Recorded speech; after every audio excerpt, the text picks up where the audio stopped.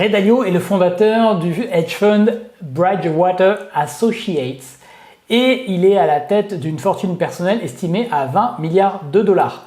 Il a créé son fonds en 1975, apparemment il aurait créé depuis son petit appartement new-yorkais et aujourd'hui le fonds gère près de 154 milliards de dollars d'actifs. Depuis qu'il est plus en retrait de sa société, il publie des contenus assez intéressants où il explique son point de vue sur l'économie et sur le fonctionnement notamment des bulles économiques. Et dans cette vidéo, on va s'intéresser à justement un de ces articles pour comprendre ce qu'est le phénomène d'une bulle économique, quelles sont les phases par lesquelles cela passe et comment on peut anticiper l'éclatement de ces bulles. Et récemment, vous avez aussi Michael Burry qui est notamment symbolisé dans le film The Big Short que je vous recommande de voir, qui a annoncé que 2022 pour lui était l'année du crash. Il est connu pour avoir annoncé et anticipé la crise des subprimes. Alors bien entendu, il a annoncé à de multiples reprises que le crack allait avoir lieu depuis et il faut reconnaître que il s'est trompé. Mais c'est un petit peu le principe souvent de ces lanceurs d'alerte, c'est qu'ils ont tendance à avoir raison trop tôt, c'est-à-dire que le marché finalement peut rester irrationnel pendant très longtemps, surtout dans la situation dans laquelle nous sommes avec des taux qui étaient quasiment à zéro et une machine à imprimer des billets qui, elle, est infinie. Malheureusement pour tout le monde, l'inflation est là pour de multiples raisons et donc va se poser la question de la remontée des taux progressive et du devenir de la valeur des actifs aujourd'hui dans le monde. Et c'est ce qu'on va regarder maintenant. Si le sujet vous intéresse, je vous invite à lire ce livre qui s'appelle « Histoire mondiale de la spéculation financière » qui est un livre extrêmement intéressant et bien détaillé sur le fonctionnement des bulles financières que j'ai personnellement adoré quand je l'ai lu il y a maintenant plus de 10 ans. Si l'on regarde cet indicateur, le Shiller-Payer Ratio, donc en gros c'est un indicateur qui permet de voir le rapport entre la valeur des actions et les bénéfices que font les entreprises. On constate qu'actuellement, on est environ à 30 points et on est, finalement, si vous regardez sur l'historique, on est très haut.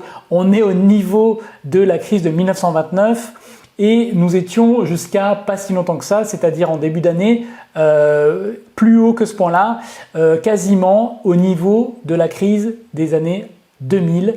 Donc, on peut s'interroger sur une question qui est: est-ce que aujourd'hui les actions notamment sont à un prix réaliste et raisonnable par rapport aux bénéfices que font les entreprises?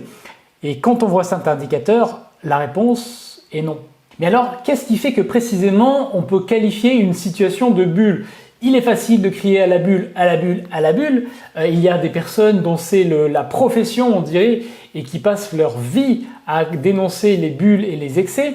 Mais regardons des critères peut-être un peu plus précis pour apprécier la situation. Dans cet article publié sur LinkedIn, il dit, Ray Dalio, la chose suivante. Il dit qu'un marché en bulle se définit par la combinaison de plusieurs facteurs. Le premier, c'est des prix élevés relatifs à la manière traditionnelle de mesurer la valeur. Et la manière de mesurer la valeur de manière traditionnelle, c'est une approche assez comptable qui consiste à projeter les cash flows sur une certaine durée et à comparer ça avec les taux d'intérêt. Donc en gros, on va considérer qu'un actif est à bon prix si c'est des cash flows qu'il est capable de générer sont supérieurs au taux d'intérêt actuel et futur. Deuxième critère, c'est lorsqu'il y a des conditions qui ne sont pas soutenables. Par exemple, le fait d'extrapoler des revenus futurs que, par exemple, un marché n'est pas en mesure d'absorber, que, par exemple, l'économie mondiale n'est pas capable de développer. Si vous projetez qu'une entreprise, par exemple, va doubler de taille alors qu'elle est déjà leader sur son marché, il est évident que ce n'est pas très réaliste. Troisième aspect, et là, ça va vous rappeler quelques marchés comme la crypto, c'est lorsqu'il y a des acheteurs naïfs qui débarquent et qui sont là uniquement parce que il y a de l'argent et qu'ils pensent que c'est là qu'ils vont s'enrichir. Quatrième critère, c'est lorsqu'il y a un sentiment général que tout va toujours continuer à monter. Donc là, on est vraiment sur le critère, c'est le chauffeur de taxi qui vous dit qu'il a investi dans ceci ou acheté cela. Là, vous savez que voilà, toutes les tranches de la population ont connaissance que c'est là qu'il faut y aller et que ça contribue à alimenter le phénomène. Cinquième aspect, une grande partie des acquisitions et des investissements sont financés par de la dette. Et enfin, sixième et dernier critère, c'est lorsqu'en fait il y a beaucoup d'achats qui sont faits simplement par pure spéculation sur une augmentation future des prix et donc une augmentation qui évidemment n'est pas réaliste, n'est pas tenable, n'est pas possible. Pour citer ce qui s'est passé en 2008, eh bien par exemple, s'il y a beaucoup d'achats de biens immobiliers, pour citer par exemple l'Espagne, vous savez qu'en 2008, l'Espagne a consommé plus de béton que tous les autres pays européens réunis. Donc ils ont énormément construit. Et d'ailleurs, à ce jour, pour en avoir discuté avec des investisseurs espagnols qui sont en contact avec les banques ont encore des milliers d'appartements en stock de cette période-là qu'elles ont saisis et qu'elles n'ont toujours pas vendus.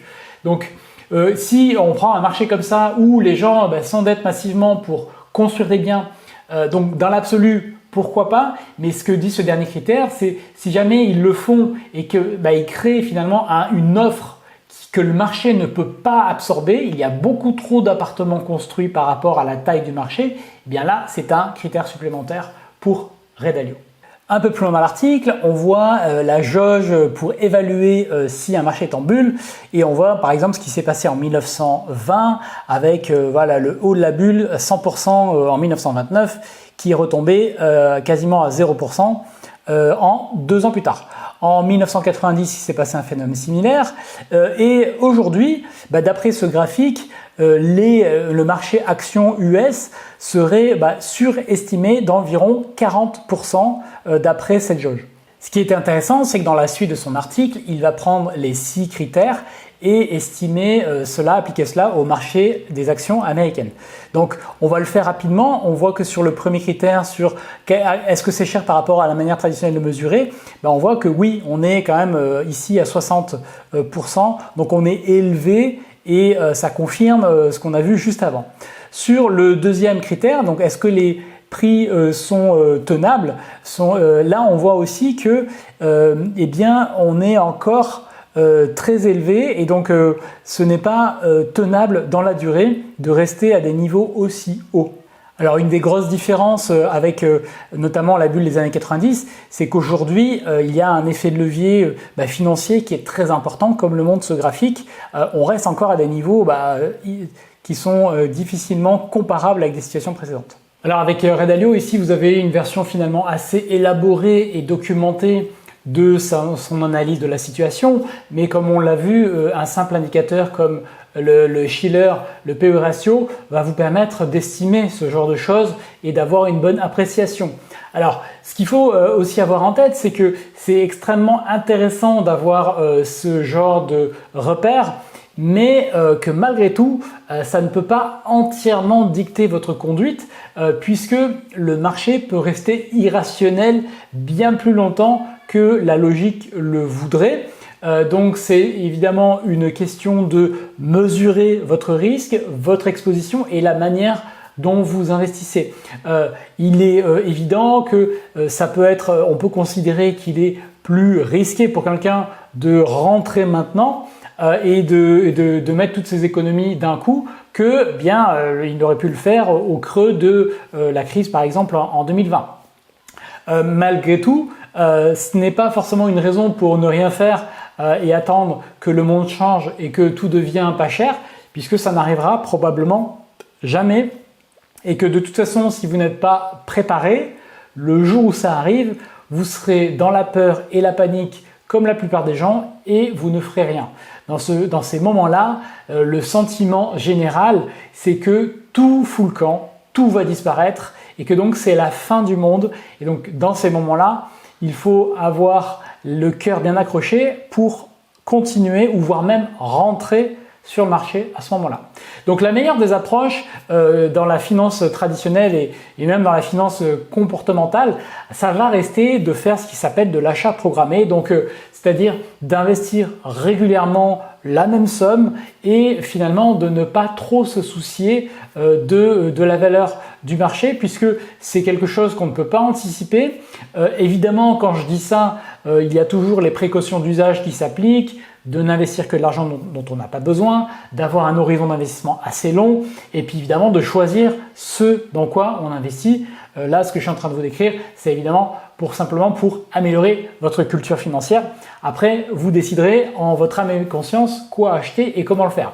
Mais dans la littérature et dans la manière d'investir, dans toutes les recherches que j'ai pu effectuer et tout ce que j'ai pu essayer depuis presque une dizaine d'années, ça reste la base, l'investissement programmé reste le Graal, puisque ça permet de lisser tous ces phénomènes que je viens d'évoquer, les phénomènes de bulle qui sont exacerbés par les décisions politiques et les décisions monétaires et qui arriveront tôt ou tard à s'arrêter, à se limiter ou même peut-être à exploser, je n'en sais rien. Mais dans tous les cas, ce n'est pas en restant spectateur et en ne s'éduquant pas que vous pourrez tirer votre épingle du jeu. Donc en conclusion de cette vidéo, vous pouvez faire deux choses en attendant de voir comment le marché évolue. La première, c'est continuer à apprendre, à vous former, à choisir la manière d'investir qui vous correspond, à continuer à vous éduquer globalement.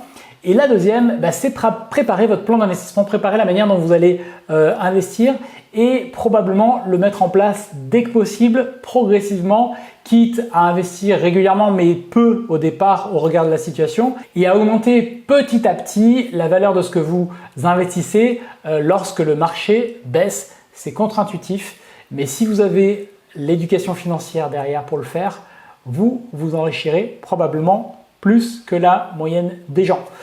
Voilà ce que je vais vous dire. Dites-moi ce que vous en pensez sur cette petite histoire des bulles, ces critères qui permettent d'estimer si on est en bulle. Appliquez-les au marché que vous connaissez et nous verrons ce qu'il adviendra de tout cela. Merci, salut.